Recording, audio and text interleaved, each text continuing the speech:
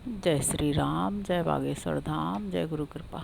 आज हम वाल्मीकि रामायण के अयोध्या कांड के 119वें सर्ग को हिंदी में पढ़ेंगे। जय राम रमा रमनम समनम भव ताप भयाकुल पाहि जनम अब देश सुरेश रमेश विभो शरणागत मागत पाहि प्रभो। जय राम रमा रमनम समनम। 119वां सर्ग हिंदी में। धर्म को जानने वाली अनसुईया ने उस लंबी कथा को सुनकर मिथिलेश कुमारी सीता को अपनी दोनों भुजाओं से अंक में भर लिया और उनका मस्तक सूंघकर कहा, बेटी, तुमने सुस्पष्ट अक्षर वाले शब्दों में यह विचित्र एवं मधुर प्रसंग सुनाया तो हमारा स्वयंवर जिस प्रकार हुआ था वह सब मैंने सुन लिया। मधुर भाषणी सीते, तुम्हारी इस कथा में मेरा मन बहुत लग रहा है। तथापि तेजस्वी सूर्यदेव रजनी की सुबेला को निकट पहुंचाकर अस्त हो गए। जो दिन में चारा चुगने के लिए चारों ओर छिटके हुए थे, वे पंछी अब संध्या काल में नींद लेने के लिए अपने घोंसलों में आकर छिप गए हैं। उनकी यह ध्वनि सुनाई दे रही है। ये जल से भीगे हुए वल्कल धारण करने वाले मुनि, जिनके शरीर स्नान के कारण आर्द्र दिखाई देते हैं, जल से भरे कलश उठाए एक साथ आश्रम की ओर लौट रहे हैं। महर्षि ने विधि पूर्वक अग्निहोत्र संबंधी होम कर्म संपन्न कर लिया है। अतः वायु के वेग से ऊपर को उठा हुआ यह कबूतर के कंठ की भांति श्याम वर्ण का धूम दिखाई दे रहा है। अपनी इंद्रियों से दूर देश में चारों ओर जो वृक्ष दिखाई देते हैं, वे थोड़े पत्ते होने पर भी अंधकार से व्याप्त हो घनीभूत हो गए हैं। अतएव दिशाओं का भान नहीं हो रहा है। रात को विचरने वाले प्राणी सब और विचरण कर रहे हैं तथा ये तपोवन के मृग पुण्य क्षेत्र स्वरूप आश्रम के वेदी आदि विभिन्न प्रदेशों में सो रहे हैं। सीते अब रात हो गई, वह नक्षत्रों से सज गई है। आकाश में चंद्रदेव चांदनी की चादर ओढ़े उदित दिखाई देते हैं। अतः अब जाओ, मैं तुम्हें जाने की आज्ञा देती हूँ। जाकर श्री रामचंद्र जी की सेवा में लग जाओ। तुमने अपनी मीठी मीठी बातों से मुझे भी बहुत संतुष्ट किया है। बेटी मिथिलेश कुमारी, पहले मेरी आंखों के सामने अपने आप को अलंकृत करो। इन दिव्य वस्त्रों आभूषणों को धारण करके इनसे सुशोभित हो मुझे प्रसन्न करो।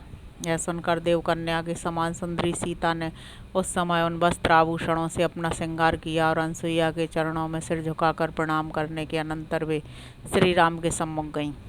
श्री राम ने जब इस प्रकार सीता को वस्त्र और आभूषणों से विभूषित देखा, तब तपस्विनी अनसुईया के उस प्रेम उपहार के दर्शन से वक्ताओं में श्रेष्ठ श्री रघुनाथ जी को बड़ी प्रसन्नता हुई।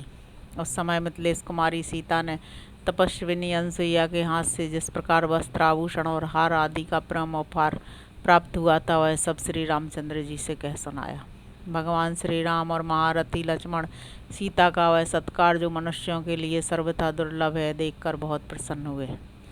तदंतर समस्त तपस्वी जनों से सम्मानित हुए रघुकुल नंदन श्री राम ने अनसुईया के दिए हुए पवित्र अलंकार आदि से अलंकृत चंद्रमुखी सीता को देखकर बड़ी प्रसन्नता के साथ वहां रात्रि भर निवास किया। वह रात बीतने पर जब सभी वनवासी तपस्वी मुनि स्नान करके अग्निहोत्र कर चुके, तब पुरुष सिंह श्री राम और लक्ष्मण ने उनसे जाने के लिए आज्ञा मांगी।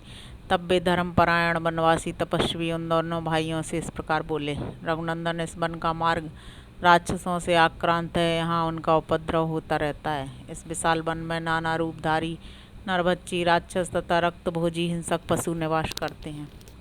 राघवेंद्र, जो तपस्वी और ब्रह्मचारी यहाँ अपवित्र अथवा असावधान अवस्था में मिल जाता है, उसे वे राक्षस और हिंसक जंतु इस महान वन में खा जाते हैं। अतः आप उन्हें रोकिए, यहाँ से मार भगाइए।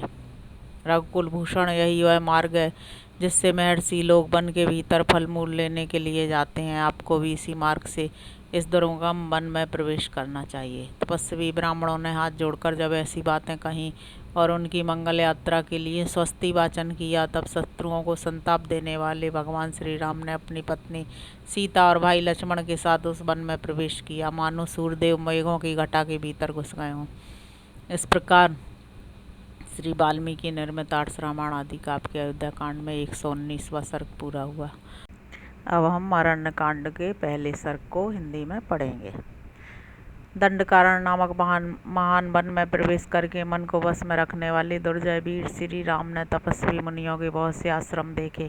वहाँ कुश और वल्कल वस्त्र फैले हुए थे। वह आश्रम मंडल ऋषियों की ब्रह्म विद्या के अभ्यास से प्रकट हुए विलक्षण तेज से व्याप्त था, इसलिए आकाश में प्रकाशित होने वाले दुर्धर्ष सूर्यमंडल की भांति वह भूतल पर उद्दीप्त हो रहा था।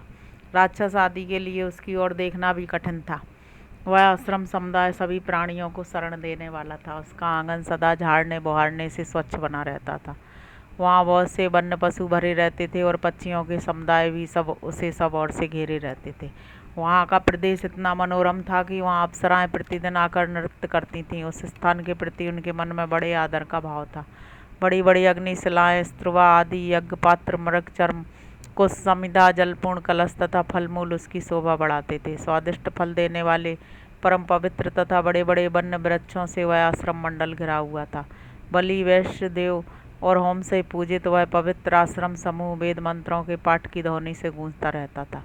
कमल पुष्पों से सुशोभित पुष्करणी उस स्थान की शोभा बढ़ाती थी तथा वहाँ और भी बहुत से फूल सब और बिखरे हुए थे। उन आश्रमों में चीर और काला मर्ग चर्म धारण करने वाले तथा फल मूल का आहार करके रहने वाले जितेंद्रिय एवं सूर्य और अग्नि के तुल्य महातेजस्वी पुरातन मुनि निवास करते थे। नियमित आहार करने वाले पवित्र महर्षियों से सुशोभित वह आश्रम समूह ब्रह्मा जी के धाम की भांति तेजस्वी तथा वेद ध्वनि से निनादित था। अनेक महाभाग ब्रह्मवेत्ता ब्राह्मण उन आश्रमों की शोभा बढ़ाते थे। महातेजस्वी श्री राम ने उस आश्रम मंडल को देखकर अपने महान धनुष की प्रत्यंचा उतार दी। फिर वे आश्रम के भीतर गए। श्री राम तथा यशस्विनी सीता को देखकर वे दिव्य ज्ञान से संपन्न महर्षि बड़ी प्रसन्नता के साथ उनके पास गए। दृढ़ता पूर्वक उत्तम व्रत का पालन करने वाले वे महर्षि उदयकाल के चंद्रमा की भांति मनोहर धर्मात्मा श्री राम को, लक्ष्मण को और यशस्विनी विदेह राजकुमारी सीता को भी देखकर उन सबके लिए मंगलमय आशीर्वाद देने लगे। उन्होंने उन तीनों को आदरणीय अतिथि के रूप में ग्रहण किया। श्री राम के रूप, शरीर की गठन, कांति, सुकुमारता तथा सुंदर वेश को उन वनवासी मुनियों ने आश्चर्यचकित होकर देखा। वन में निवास करने वाले वे सभी मुनि श्री राम, लक्ष्मण और सीता तीनों को एकटक नेत्रों से देखने लगे। उनका स्वरूप उन्हें आश्चर्यमय प्रतीत होता था। समस्त प्राणियों के हित में तत्पर रहने वाले उन महाभाग महर्षियों ने वहाँ अपने प्रिय अतिथि इन भगवान श्री राम को पर्णशाला में ले जाकर ठहराया। अग्नितुल तेजस्वी और धर्मपरायण उन महाभाग मुनियों ने श्री राम को विधिवत सत्कार के साथ जल समर्पित किया। फिर बड़ी प्रसन्नता के साथ मंगल सूचक आशीर्वाद देते हुए उन महात्मा श्री राम को उन्होंने फल मूल और फूल आदि के साथ सारा आश्रम भी समर्पित कर दिया। सब कुछ निवेदन करके वे धर्मज्ञ मुनि हाथ जोड़कर बोले, रघुनंदन, दंड धारण करने वाला, राजा, धर्म का पालक, महायशस्वी, इस जन समुदाय को शरण देने वाला, माननीय, पूजनीय और सबका गुरु है।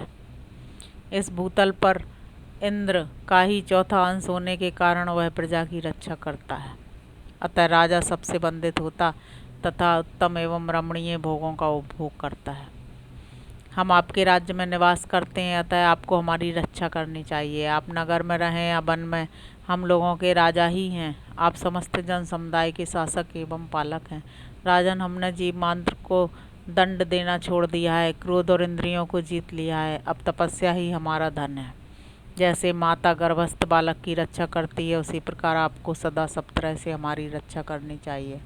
ऐसा कहकर उन तपस्वी मुनियों ने वन में उत्पन्न होने वाले फल, मूल, फूल तथा अन्य अनेक प्रकार के आहारों से लक्ष्मण सहित भगवान श्री रामचंद्र जी का सत्कार किया। इनके सिवा दूसरे अग्नितुल्य तेजस्वी तथा न्याययुक्त बर्ताव वाले सिद्ध तापसों ने भी सर्वेश्वर भगवान श्री राम को यथोचित रूप से तृप्त किया। इस प्रकार श्री वाल्मीकि निर्मितार्थ रामायण आदि काव्य के अरण्य कांड में पहला सर्ग पूरा हुआ। जय श्री राम, जय बागेश्वर धाम, जय गुरु कृपा।